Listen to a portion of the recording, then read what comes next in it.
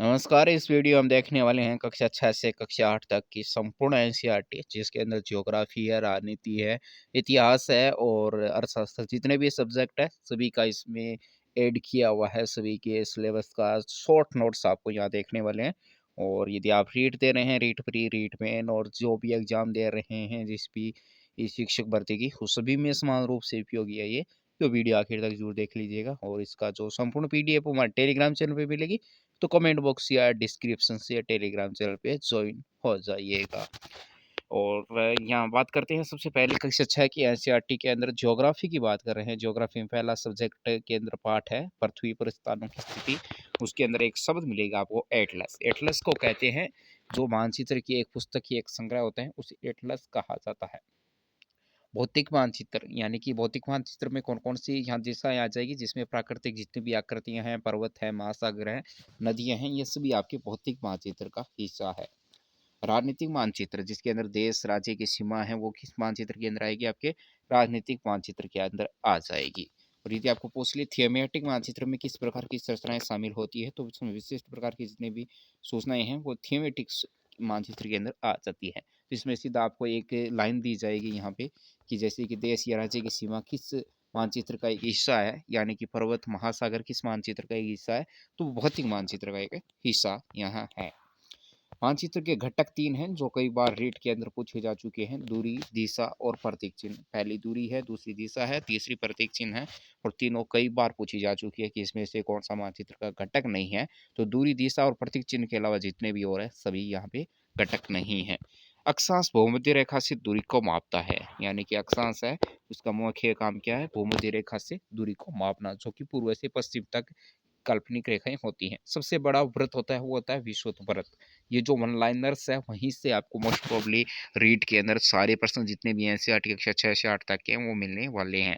अक्षांशों को अंश यानी कि डिग्री में व्यक्त किया जाता है, यानी कि अक्षांश या देशांतर, वो इसमें सीधी लाइन दे दी जाएगी कि अंश को डिग्री में व्यक्त करता है अक्षांश या देशांतर। तो यहाँ पर अक्षांश व्यक्त करता है। विषुवत व्रत का अक्षांश है 0 डिग्री और ध्रुव पर व्रत हो जाता है वो 90 डिग्री हो जाता है। तो ध्रुव का व्रत कितना डिग्री होता है? 90 डिग्री, 180 डिग्री, वैसे ऑप्शन मिलेंगे तो 90 डिग्री रहेगा। भूमध्य रेखा से ध्रुव की ओर अक्षांश डिग्री बढ़ेगी व जलवायु शीतोष्ण होती है।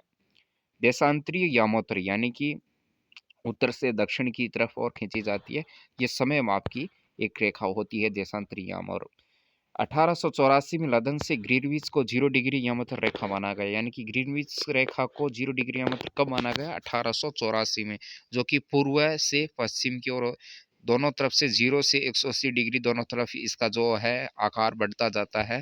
ग्रीनविच से दोनों तरफ पूर्व और पश्चिम में 180 डिग्री और 180 डिग्री मिलेगा आपको अंदर। न्यूयॉर्क का जो समय है वो है 74 डिग्री पूर्व में सॉरी पश्चिम में स्थित है, और दिल्ली है वो 77 डिग्री पूर्व में स्थित है, प्लस अक्षांश में 29 डिग्री उत्तरी अक्षांश में। ये जो लाइनें हैं वो सीधी सीधी आपको एनसीईआरटी किताब कक्षा 6 में दी हुई है, तो वहीं से चकी हुई है, बाहर से कुछ भी ऐड नहीं किया हुआ है। तो संपूर्ण यहाँ पर आपके लिए गोल्ड रहने वाला है ये। टोक्यो है 140 डिग्री पश्चिम पूर्वी देशांतर स्थित है, यानी कि ग्रीनविच रेखा से आप यदि जा रहे हैं पूर्व दिशा की ओर तो आपका समय है वो बढ़ेगा। यदि आप पश्चिम की ओर जा रहे हैं तो आपका माइनस के अंदर समय चला जाएगा। जैसे ग्रीनविच से 74 डिग्री पूर्व में है तो आपके बढ़ता ये यहाँ पर पश्चिम में दे रखा है 74 डिग्री, तो यहाँ पे समय घटेगा ग्रीनविच रेखा से, यानी कि पीछे जाएगा। 180 और 180 डिग्री दोनों जोन देशांतर जहाँ मिलती है वहाँ 180 डिग्री देशांतर ही लिखा जाता है, वहाँ पर पूर्व पश्चिम कुछ भी नहीं लिखा जाता है। अक्षांश और देशांतर दोनों मिलकर क्या बनाती है? ग्रीड बनाती है। प्राचीन भारतीय की यामातर रेखा मध्य रेखा के नाम से जानी जाती थी, जो 75.8 डिग्री पूर्व में स्थित थी, जो कि उज्जैनी प्राचीन नाम है, वर्तमान नाम उज्जैन है, वहां से गुजरती थी। और उज्जैन प्राचीन काल में खगोल विद्या का प्रमुख केंद्र था। तो खगोल विद्या का प्राचीन केंद्र कौन सा रहा है? उज्जैन रहा है। आप नालंदा मत कर दीजिएगा, थोड़ा सा यहाँ पे जो एनसीईआरटी का ऑप्शन है वहां से याद रखना, बाकी यहाँ पे आप सभी मोस्ट प्रोबेबली सभी देखते ही होंगे। 360 डिग्री है 15 गुणा 4, यानी कि एक घंटा में 15 डिग्री है और 4 मिनट में 1 डिग्री घूमती है। यहाँ पर समय की जो रेखा है वो, यानी कि आपको 15 डिग्री पूर्व दे रखा है, तो आपको जो समय है जैसे ग्रीनविच रेखा पर 7 बजे हैं 15 डिग्री पूर्व में क्या बचेगा, तो 8 बज जाएँगे। यदि 15 डिग्री पश्चिम में दे रखा है, तो वहाँ पे क्या बच जाएगा, 6 बज जाएगा। तो ये समय का एक सवाल आपको आता है इस तरीके से, तो वहाँ पे डिग्री इम्पोर्टेंट हो जाता है।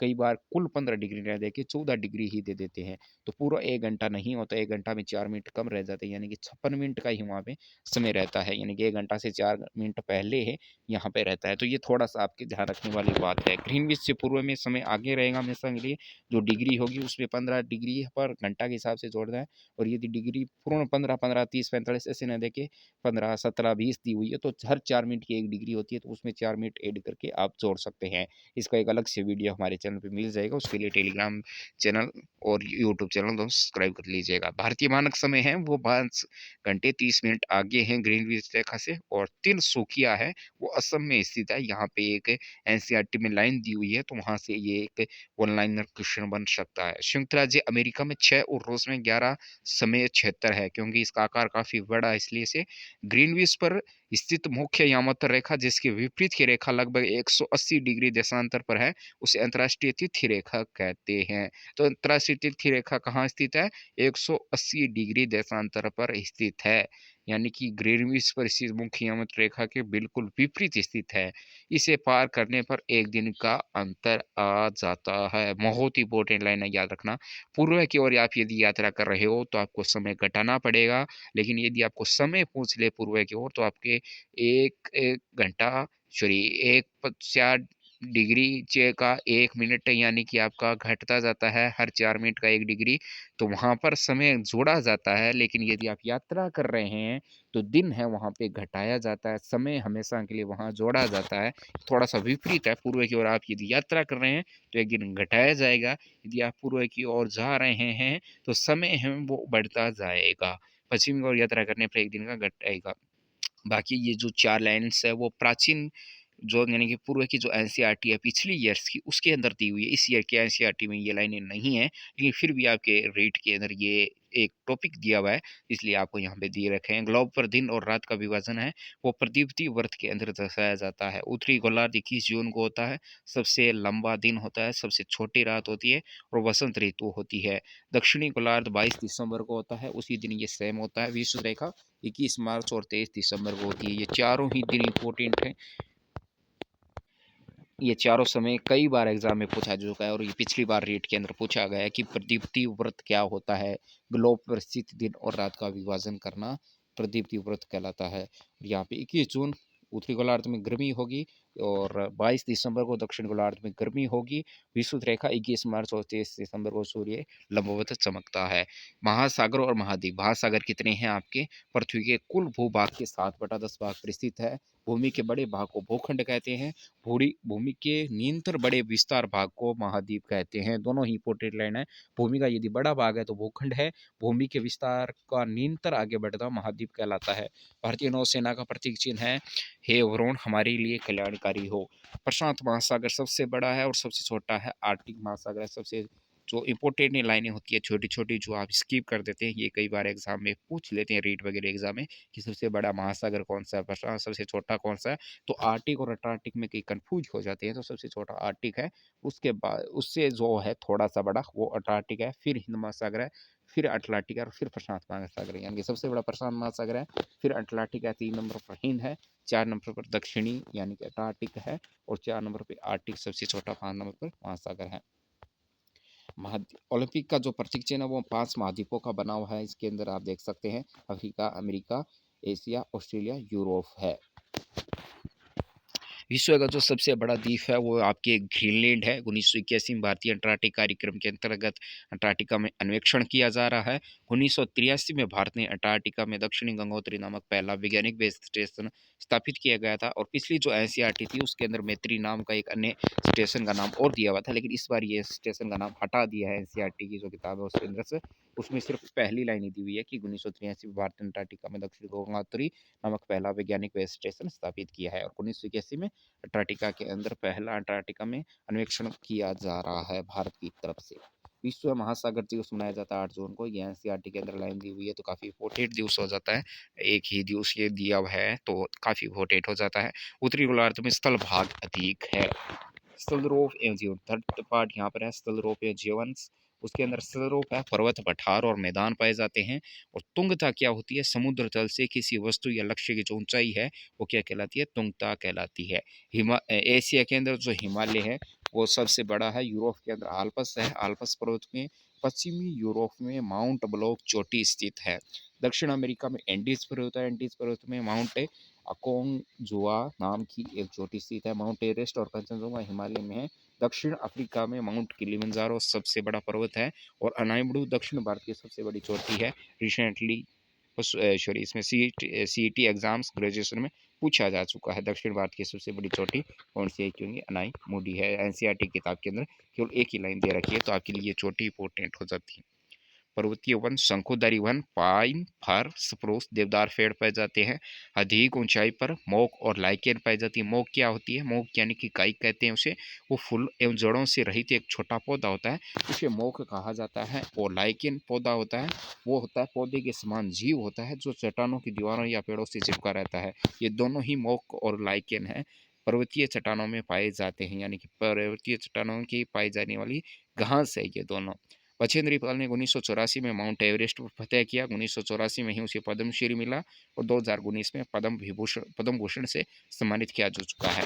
अनिमा सिंह ने 2013 में माउंट एवरेस्ट पर चढ़ाई की थी। माउंट एवरेस्ट पर 8849 मीटर उसकी ऊंचाई है। कई बार पूछा जा चुका है, काफी इंपॉर्टेंट है। नेपाल में माउंट एवरेस्ट को चोमा लुंगमा कहते हैं, जिसका अर्थ है जगत जननी। नेपाल के अंदर ही सागरमाथा के नाम से जाना जाता है, जिसे आकाश की देवी दी कहते हैं। और तिब्बत के अंदर कैलाश पर्वत कहते हैं, जिसमें हिंद, जैन, बौद्ध और बौन चार यहाँ पे धर्म स्थित है। कई बार पूछ सकते हैं कि बौन क्या है, तो तिब्बत का प्राचीन धर्म है वो है बौन कहलाता है। तिब्बत पठार है वो 4500 मीटर की ऊंचाई पर स्थित है। पूर्वी अफ्रीका पठार सोना और हीरा के लिए प्रसिद्ध है। दक्षिण अफ्रीका में जम्बेजी नदी है। जम्बेजी नदी पर विक्टोरिया जलप्रपात स्थित है। छोटा नागपुर में स्वर्णरेखा नदी है, काफ़ी इंपॉर्टेंट है। उड्रू जलप्रपात स्थित है। पश्चिमी घाट में श्रावती नदी पर जोग जलप्रपात स्थित है। और यहाँ पर चेरापूंजी पठार के अंदर नह कालिकाई जलप्रपात स्थित है। तो क्योंकि इसके अंदर एनसीईआरटी की जो लाइनें दी हुई है वो तीनों ही, ये लास्ट तीन वाली काफ़ी इंपॉर्टेंट हो जाती है, क्योंकि इंडिया में है। छोटा नागपुर के अंदर स्वर्णरेखा नदी पर हुडरू जलप्रपात, पश्चिमी घाट पर श्रावती नदी पर जोग जलप्रपात, चेरापूंजी पठार पर नह कालिकाई जलप्रपात स्थित है। मैदान की बात करें, 0 से 300 मीटर तक ये पाए जाते हैं। समुद्र तल है वो कहला जाता है माध्य समुद्र तल। कई बार माध्य कोहलक समुद्र तल भी पूछ सकते हैं, तो समुद्र तल को किस नाम से कहते हैं? माध्य समुद्र तल को। पर्वत स्थित है, रॉकीज है, उत्तरी अमेरिका में है। एंडीज दक्षिण अमेरिका में है। एटलस अफ्रीका में है। यूराल यूरोप में पर्वत श्रृंखलाएं हैं। मिसिसिपी उत्तरी अमेरिका में। अमेजन दक्षिणी नील अफ्रीका में। यांगसाई एशिया में ये मैदान है। मिसिसिपी उत्तरी अमेरिका, अमेजन दक्षिण अमेरिका, नील अफ्रीका, यांगसाई एशिया में। भारत की 1/4 यानी कि 40 करोड़ जनसंख्या गंगा के मैदान में निवास करती है। और एशिया के अंदर गोबी मरुस्थल है, जो कि ठंडा मरुस्थल स्थित है। एनसीईआरटी के पेज नंबर 57 पे ये दिया हुआ है। फिर आ जाते हैं फ्राउंस, कक्षा 8 का है। तो कक्षा 7 का है, टॉपिक है भूगोल का पहला पर्यावरण। कक्षा 6 की जो आपकी कंप्लीट हो चुकी है। कक्षा 7 की जो ज्योग्राफी है वो हम नेक्स्ट वीडियो में देखने वाले हैं। तब तक के लिए इस वीडियो को लाइक कर दीजिए। बी पार्ट आपको जल्द ही मिलेगा, आप देखते रहिए।